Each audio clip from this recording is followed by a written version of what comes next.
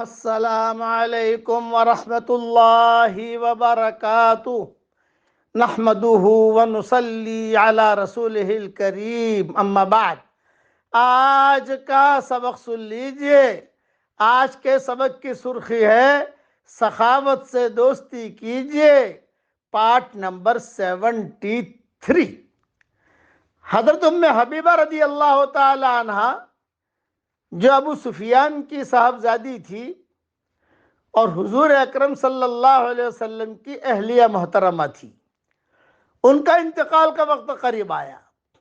انہیں پتہ چلا کہ اب میں دنیا سے جا رہی ہوں، تو انہوں نے فوراً حضرت عائشہ رضی اللہ تعالیٰ عنہ کو بلایا اور بلا کر مصافحہ کیا اور کہا کہ عائشہ، اب میں دنیا سے جا رہی ہوں، لیکن تم جانتی ہو کہ سوکنوں میں آپس میں کچھ نہ کچھ ہو جایا کرتا ہے۔ اب میرا معاملہ اللہ کے سامنے پیش ہوگا، اس لیے میرا اگر تم سے کوئی معاملہ ہوا ہو حضور صلی اللہ علیہ وسلم کے زمانے میں یا حضور کے انتقال کے بعد، ظاہر بات ہے کہ سوکنے جو ہیں وہ آپس میں نوک جھوک ہوا کرتی ہے، کچھ لڑائی کرتی ہیں، کچھ بدگمانیاں بھی ہوا کرتی ہیں۔ تو ام حبیبہ نے اپنے انتقال پر حضرت عائشہ کو بلایا اور بلا کر کہا کہ دیکھو میں جا رہی ہوں، میں نے تمہیں صرف اس لیے بلایا کہ بھی ہمارے آپس میں کوئی معاملہ ہوا ہو تو مجھے معاف کر دینا۔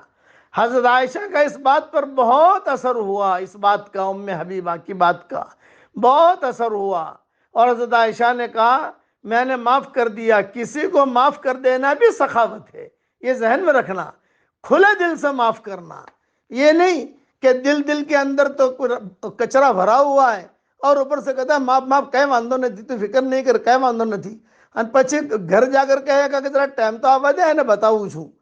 یہ چیزیں نہیں، دل صاف کیجئے اور معاف کیجئے۔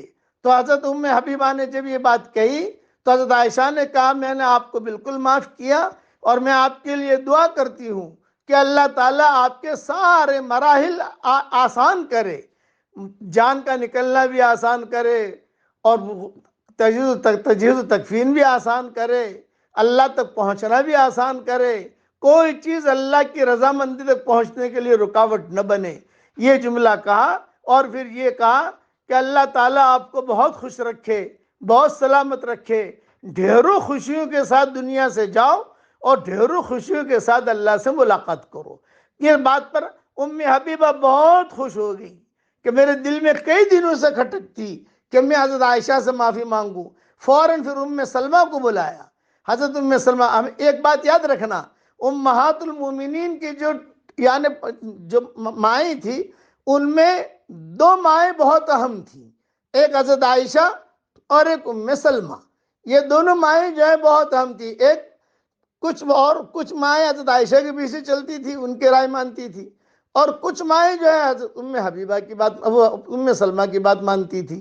مولانا مفتی سعید صاحب کہتے تھے کہ دو پارٹیاں تھیں، ایک پارٹی کی ذمہ دار حضرت عائشہ ہوتی تھی اور ایک پارٹی کی ذمہ دار ام حبیبہ ہوتی تھی۔ اور یہ ام حبیبہ نہیں، ام سلمہ، جب یہ دونوں جمع ہوتی تو حضور ٹینشن میں آ جاتے کہ بھی عائشہ بھی آئی ہے، ام سلمہ بھی آئی ہے، اللہ خیر کرے۔ اس لیے انہوں نے ام حبیبہ نے حضرت عائشہ کو بلایا کہ پتہ نہیں اب میں اللہ کے پاس جا رہی ہوں، کہیں بکھڑے وہاں کھڑے نہ ہوں۔ تو حضرت عائشہ نے حضرت ام حبیبہ نے حضرت عائشہ سے معافی مانگی، پھر ام سلمہ کو بلایا اور ان سے معافی مانگی۔ انہوں نے بھی کہا کہ آپ بالکل بے فکر رہیں، آپ کی اگلی منزل جو ہے بہت آسان ہے۔ اس لیے یاد رکھنا، کسی کو معاف کر دینا، درگزر کر دینا، یہ بھی سخاوت ہے۔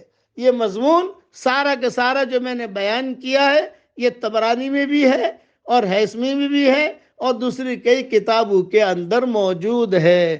بیہقی میں ہے، طبرانی میں نہیں، طبرانی کا حوالہ میں نے غلط دیا ہے، بیہقی میں یہ سارا مضمون موجود ہے۔